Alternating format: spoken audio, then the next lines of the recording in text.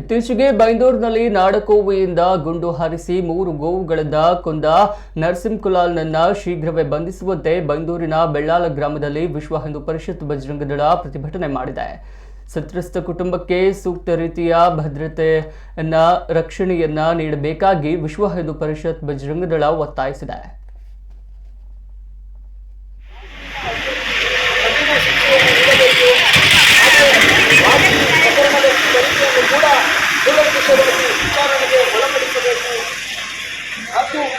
ಮನೆಯ ಮಹಿಳೆಗೂ ಕೂಡ ಜೀವ ಬೆದರಿಕೆಯನ್ನು ಹಾಕಿದ್ದು ಆ ಒಂದು ಕುಟುಂಬಕ್ಕೂ ಕೂಡ ಸೂಕ್ತ ರೀತಿಯ ರಕ್ಷಣೆ ಮತ್ತು ಭದ್ರತೆಯನ್ನು ನೀಡಬೇಕು. ಅದರಂತೆ ನಮ್ಮ ಠಾಣಾ ವ್ಯಾಪ್ತಿಯ ಮುದೂರು ಜಡ್ಕಲ್ ಗ್ರಾಮದಲ್ಲಿ ಅತಿ ಹೆಚ್ಚು ಗೋವುಗಳ ಹತ್ಯೆ ನಡೆಯುತ್ತಿದ್ದು ಅವರನ್ನು ಕೂಡ ಠಾಣೆಗೆ ಕರೆಸಿ ವಿಚಾರಣೆಗೆ ಒಳಪಡಿಸಬೇಕೆಂದು ಕಾನೂನು ಕ್ರಮವನ್ನು ಕೈಗೊಳ್ಳಬೇಕೆಂದು ವಿಶ್ವ ಹಿಂದೂ ಪರಿಷತ್ ಬಜರಂಗ ದಳ ಆಗ್ರಹವನ್ನು ಮಾಡ್ತಾರೆ.